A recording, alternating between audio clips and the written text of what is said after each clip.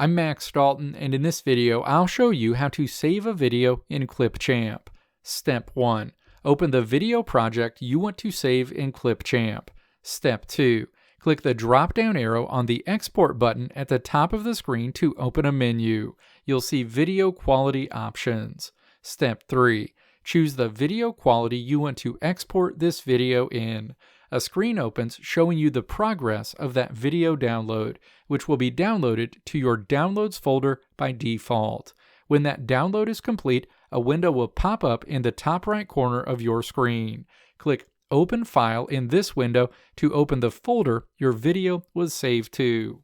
Let me know if this video helped you out in the comments below. If you liked what you saw here, click the video links on the right side of the screen to check out another video. Or click the logo on the left side of the screen to check out my tutorial website at www.maxdalton.how.